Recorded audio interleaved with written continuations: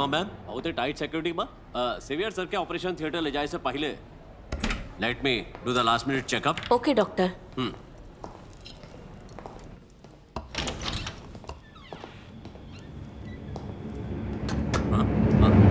Police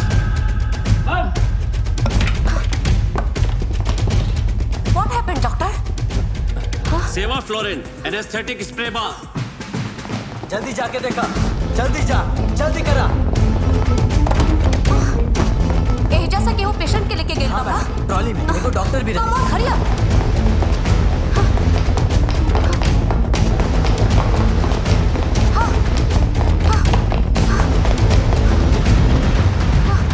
Oh shit!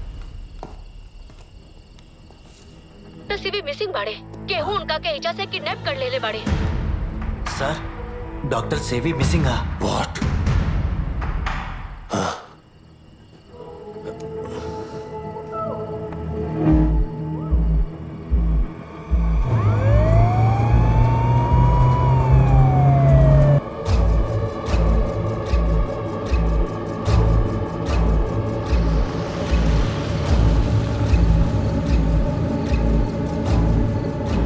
ये का बेवकूफी बा. वो अनुवाद शब्द में एक कोमा कम रहे. एकरा में तो बस खाली 4 विक्टिम ही बाड़े. डॉक्टर जोन फोटो दिखोले हाँ ओकरा में ओकर बहन सूजा के साथ ओकर प्रेमी अलेक्जेंडर बा. कल रात के अलेक्जेंडर के कमरा में हम जोन बोंजाई के पेड़ देखनी वह पेड़ वो पुराना फोटो के पीछे भी बा. सेम वही जगह पे. ये ग्रैंड प्लान के क्लाइमेक्स से जो अलेक्जेंडर और कृष्णदास मिल के एग्जीक्यूट कैले. What a brilliant execution. Sir, but how? हमनी जैसन सोच रहल बानी अलेक्जेंडर वैसन शरीर नहीं के सीजो. उहे बा शिकारी.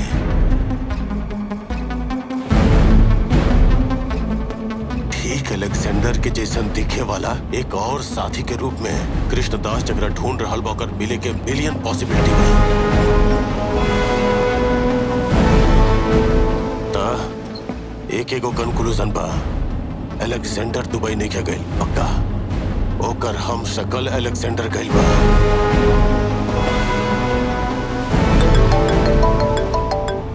सर तोहार सब बिल्कुल सही निकला. आधार अदूर संगठन से ईमेल कंफर्मेशन आ गइल बा. सिर्फ एक नाम में बदलाव भइल बा, ओजलर. 3 साल पहले आधार कार्ड में अलेक्जेंडर के जे नाम रहे वो बा सुधाहरण रतन नायक. शिट. लगाता हमने जहां से शुरू कर रहनी फिर से वही लौट आनी है सीजो. Sir, Calicut medical college anatomic dissection hall. हमनी जॉन अलेक्जेंडर के देख रहनी वो डिकॉय रहे. अभी हमनी जकरा से मिले जा रहल बानी उबा असली अलेक्जेंडर.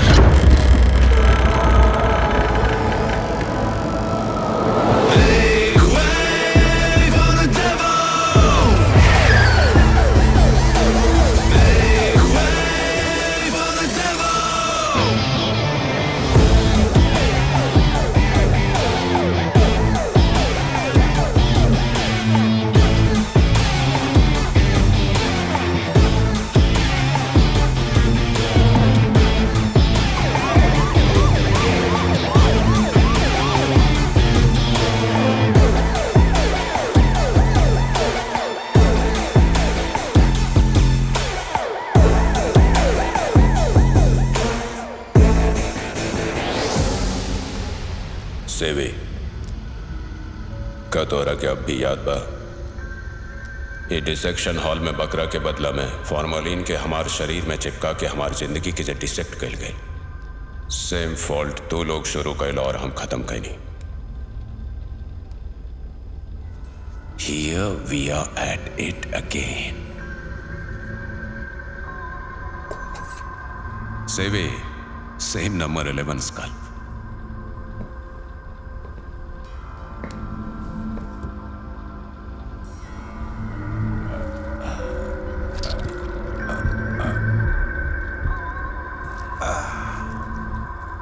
Don't fade, सेवी. वक्त नहीं केवल. Just to warming up. सेवी, हमने साथ में पढ़ाई कैले रानी ना. A 5th intercostal space at the Mead Clybe Kohler Lake. एगो सिंगल पंचर तोहर हार्ट के अभी बाहर निकाल दे। Shall I?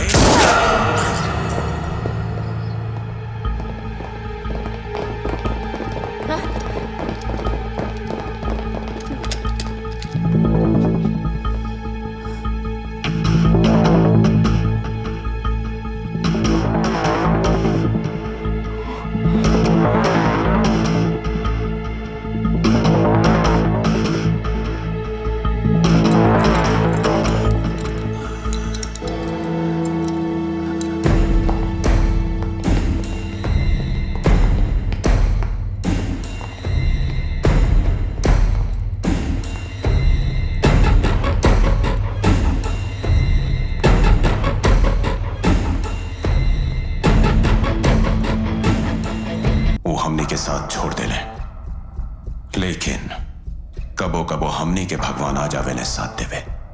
और वो दिन हमनी के हाथ में एगो डेविल्ड सॉल्ट नेट भी होगी। Whatever it is, pain help with your devil. Alexander Joseph. Good luck. Good luck.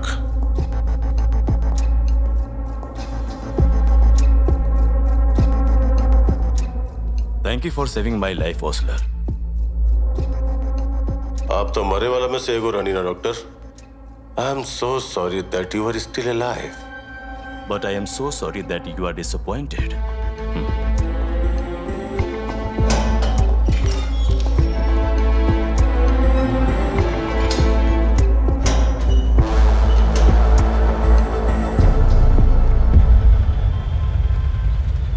रउआ सबके हमार नमस्कार। रउआ लोग के मौजूदगी हमारी कामयाबी के और बड़ा कर देलेगा। पहले हम अभिवादन करब प्रसिद्ध साहित्यकार बेंजामिन और उनकरा साथ साथ सब केहू विशिष्ट नागरिक के और रउआ लोग मित्र के हमार नमस्कार। पिछला साल हमार रिटायरमेंट पे हमरा खुशी बाकी हम रउआ लोग के 32 साल सेवा कईनी। हम मानतानी की मानव सेवा सबसे बड़ सेवा बा। हम बहुत शुक्रगुजार बानी हमनी के बेंजामिन साहब के। हम दिल से कोशिश कईनी रउआ लोग के सेवा करे खातिर और आपन अनुभव के हम लिखले बानी। ये मेडिकल की जिंदगी में हमार बहुत सारा कठिनाई के सामना करे के पड़ल, लेकिन हम अपन स्वाभिमान के बचा के रखनी। हम ना केहू से रिश्वत लेनी और ना केहू के आगे झुकनी। यहाँ तक कि रिटायर होखला के बाद भी हमरा के पिछले हफ्ता मारे के कोशिश कल गई रहे। ये खबर तो रउआ लोग न्यूज में देखला ही हो खबजा। उल्लो के रोके खातिर पुलिस विभाग हौसला, जब अशोक सेल्वराज के मौत भइल रहे तब गांव के आसपास मिले वाला नीला कलर के बारे में तोरा के शक भइल रहे ना। वो इंक के हैदराबाद के रिसर्च लैब में जांच कइल गइल, ओकर रिजल्ट आ गइल बा। What's it? सुना, वो कोनो मामूली इंक नहीं खे, इस मेथिलिन ब्लू। ओकरा साथ और भी तरह के कई गो सैफरन मिलल बा, जे बैक्टीरिया कल्चर के इस्तेमाल करे वाला एगो मीडियम बा।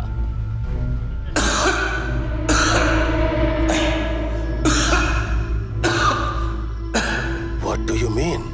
वो एगो रेयर और गंभीर तरह के बैक्टीरिया बा, उससे शरीर नीला पड़ जाला। इट्स क्रोमोबैक्टीरियम वायलेसियम वेरियम। ओकर इंक्यूबेशन पीरियड 7 दिन के बाद। बहुत कोशिश कइला के बाद भी वो हमार हाथ में एगो खरोच ही दे पइले। कहल जाला ना, जे हमेशा सच के साथ रहेला, सच भी हमेशा ओकर सहायता करेला। हम यह चाहते तोहार मतलब?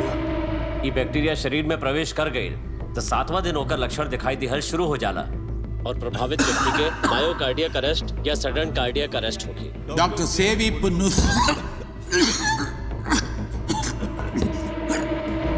या फिर मल्टीपल ऑर्गन फेलियर होके सीधा मौत के मुंह में। Is there any treatment?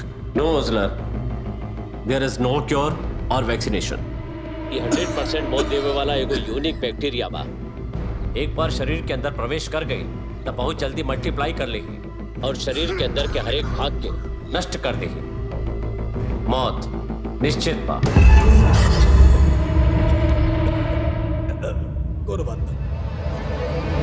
7 दिन के बाद सांप के डसे से मारल जाए। श्रृंगी महर्षि राजा परीक्षित के श्राप देले रहले हैं और ये बात से डरा के राजा परीक्षित एक जल संधि के बीच में एक टावर पे अपन आश्रय ले ले। 7 दिन बीत गए रहे। 7वां दिन सूर्यास्त से पहले कुछ महर्षि उनकरा से मिले आयल रहे। महर्षियन के पास कुछ फल रहे। राजा परीक्षित ओकरा में से एगो फल तोड़े लगले। राजा ई बात से अनजान रहे कि वो फल के अंदर एक सांप छुप के बैठल बा।